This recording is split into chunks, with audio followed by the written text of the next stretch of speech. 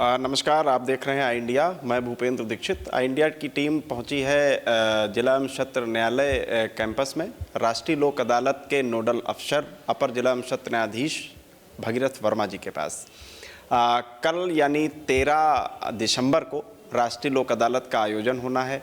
राष्ट्रीय लोक अदालत में किस तरह के वादों को निपटाया जाता है, कैसे आम जनमानस को बगैर किसी वकील के, बगैर किसी खर्च के और बगैर किसी भेदभाव के, हार जीत के उसे न्याय मिलता है और किस तरह के वादों का निपटारा राष्ट्रीय लोक अदालत में हो सकता है, हम जानेंगे एडीजे भगीरथ वर्मा साहब से।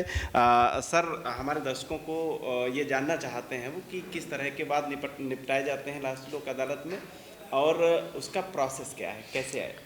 धन्यवाद भूपेंद्र जी। देखिए, राष्ट्रीय लोक अदालत में मुख्य रूप से जो वादों का अगर वर्गीकरण किया जाए तो दीवानी, फौजदारी और राजस्व वाद, 3 तरीके के वाद होते हैं। तो फौजदारी वाद में जितने भी कंपाउंडेबल केसेस हैं, कंपाउंडेबल केसेस को आप आम जन की भाषा में ऐसे कह सकते हैं कि जो भी छोटे वाद हैं, लघु वाद हैं, जिनमें मोटे तौर पर 3 साल तक की दंड का प्रावधान होता है, वो सभी वाद लोक अदालत के माध्यम से निपटाए जा सकते हैं। इसके साथ साथ दीवानी वादों के लिए कोई भेदभाव नहीं है, चाहे जितना उसमें बड़ा कार्पस इन्वॉल्व हो, उनका निस्तारण लोक अदालत के माध्यम से हो सकता है। इसके साथ साथ लोक अदालत की जो गहन सफलता है वो है पारिवारिक मामले, क्योंकि पारिवारिक मामलों में ही सुलह संभावना की सबसे ज़्यादा संभावना होती है और पारिवारिक मामले ही वो मामले होते हैं जो समाज को सबसे गहराई से प्रभावित करते हैं।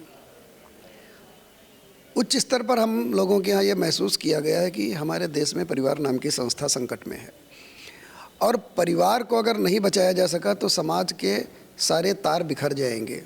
इसलिए लोक अदालत के माध्यम से पारिवारिक विवादों को निपटाने को बहुत प्राथमिकता दी गई है और सबसे पहले जो प्री लिटिगेशन है उनको पारिवारिक मामलों में लाया गया। इसको पूरा एक मूवमेंट चलाया गया कि settlement of family disputes at pre litigation stage, यानी जो पारिवारिक विवाद हैं उनका मुकदमा दायर होने के पहले ही निस्तारित करा लिया जाए, क्योंकि यदि पति पत्नी के बीच का मामला, परिवार का मामला एक बार घर से निकल करके अदालत तक आ जाता है तो उसमें तमाम तरीके की गंभीरताएं बढ़ जाती हैं, तमाम तरीके की कॉम्प्लिकेसी बढ़ जाती हैं। आप भी भूपेंद्र जी वकील हैं, लेकिन हमको कहना नहीं चाहिए, परिवार में पति पत्नी के मामले में यदि वकील साहब की दखलंदाजी हो जाती है, यदि अदालत की दखलंदाजी हो जाती है तो चीज़ें बिगड़ जाती हैं। अगर किसी लड़की की वजह से उसके ससुर को या उसके पति को या उसके जेठ को एक दिन भी जेल हो गई तो समस्याएं सुलझने के बजाय उलझती चली जाती हैं। इसलिए बल इस बात पर दिया गया कि जब कोई पति पत्नी के बीच में या सास बहू के बीच में कोई विवाद हो तो एक सिंपल एप्लीकेशन डीएलएसए में दे दें, अपने क्षेत्र के पीएलवी को दे दें, किसी को भी दे दें और उनके एप्लीकेशन पर ही बिना कोई न्यायालय में मुकदमा लंबित किए, मुकदमा कायम किए, बिना कोई सूट रजिस्टर किए उनके मामले को विशेषज्ञ के पैनल के द्वारा समायोजित करने का, समझाने बुझाने का प्रयास किया जाता है। उसके लिए एक बेंच गठित की जाती है, उसमें एक अनुभवी वरिष्ठ अपर जिला जज स्तर के अधिकारी होते हैं और एक उसमें मध्यस्थ होते हैं। खास बात यह है कि इसमें जो भी कंक्लूजन निकलता है उसकी लोक अदालत के माध्यम से एक डिग्री बनवा दी जाती है और वो डिग्री वैसे ही प्रभावी होती है जैसे किसी दीवानी न्यायालय की डिग्री। इसी तरीके से मोटर एक्सीडेंट क्लेम के जो मामले होते हैं, मोटर एक्सीडेंट क्लेम इतना संवेदनशील मामला है कि इसके लिए अलग ट्राइब्यूनल बना दिया गया। होता क्या है, यदि किसी परिवार का कमाने वाला सदस्य, इकलौता कमाने वाला सदस्य किसी सड़क दुर्घटना में मारा जाता है और उसके छोटे छोटे बच्चे हों और उसकी एक बीवी हो, तो उन पति पत्नी, उन बच्चों को इतनी ज़्यादा विपरीतताओं का सामना करना पड़ता है और उनके लिए जो तत्काल पैसा मिले, जब आदमी की मृत्यु होती है उसी समय उनको सबसे ज़्यादा आवश्यकता होती है सहायता की। यदि 10 साल बाद 15 साल बाद वो पैसा मिले तब तक उसके बच्चे सेटल हो चुके होते हैं, तब तक उसकी पत्नी कोई ना कोई संबल ढूंढ चुकी होती है, तो उस पैसे का कोई महत्व नहीं होता है। इसलिए जो दूसरा सबसे ज़्यादा महत्वपूर्ण विषय लोक अदालत के लिए है वो मोटर एक्सीडेंट क्लेम ट्रिब्यूनल है। इसी तरीके से जो land acquisition and rehabilitation tribunal है, इसमें भी बहुत बड़े बड़े कार्पस के मामले होते हैं, उनमें भी आदमी को प्रतिकर मिलता है और प्रतिकर का तभी कोई पूरी तरीके से महत्व है जब वो समय पर मिल जाए। अब जो नया वाला एक्ट बना है उसका नाम ही यही रखा गया है, रिसेटलमेंट किसानों को, जो उसका जो अब नया जो लैंड एक्विजिशन एक्ट है वास्तव में इसका उद्देश्य ही ये है कि जिनकी भूमि लिया जाए उनको कैसे रिसेटल किया जाए। अब अगर किसी आदमी की भूमि आज ली जाती है और उसके सेटलमेंट का, उसके प्रतिकर का उसको धनराशि 10 साल बाद मिलता है तो उसका कोई पर्याप्त वजह रह नहीं जाती है, उसका कोई कारण नहीं रह जाता है, ना ही उसका कोई फ़ायदा होता है। इसलिए लारा भी जो लैंड एक्विजिशन ट्रिब्यूनल है उसके मुकदमे भी बहुत महत्वपूर्ण है। इसलिए सभी लोगों से ये निवेदन है कि लोक अदालत का फ़ायदा उठाएं।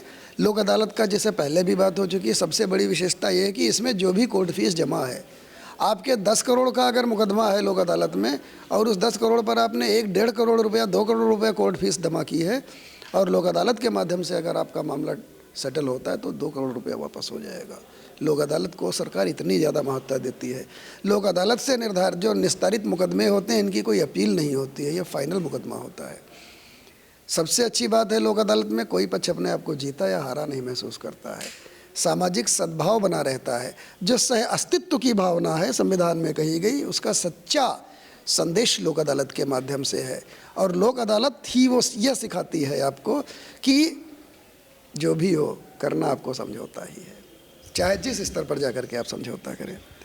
सर ने राष्ट्रीय लोक अदालत में किस तरह के वादों को कैसे निपटाया जा सकता है, उसके प्रभाव क्या हैं, कोई कोर्ट फीस नहीं है और बहुत जो लाभकारी चीज़ है वो ये है कि चाहे जितना बड़ा दीवानी वाद हो उसकी जो भी कोर्ट फीस है वो वापस भी होती है। और सर ने ये भी बताया कि जो राष्ट्रीय लोक अदालत के थ्रू मामले निपटाए जाते हैं उनकी कोई अपील नहीं होती। हम जानते हैं, हमारे साथ जिला विधिक सेवा प्राधिकरण के सचिव अपर जिला एवं सत्र न्यायाधीश नरेंद्र नाथ त्रिपाठी साहब हैं, उनसे वो राष्ट्रीय लोक अदालत कल है, ऐसे मौके पर हमारे दर्शकों से क्या कहना चाहेंगे?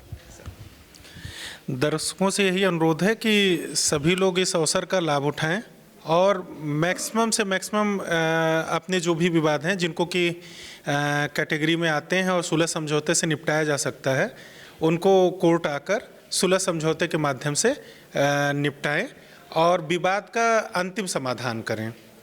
तो और पिछली बार लगभग 1,34,000 के आसपास मामले हमने निपटाए थे और इस बार भी हमारी कोशिश है कि उससे ज़्यादा ही मैटर जो है सुलह समझौते से निपटेंगे। तो आप लोग प्रचार प्रसार भी करिए और अपने खुद के विवादों को भी जो कि सुलह समझौते से निपट सकते हैं उनको निपटाइए और लोक अदालत के अवसर का फ़ायदा उठाइए ज़्यादा से ज़्यादा।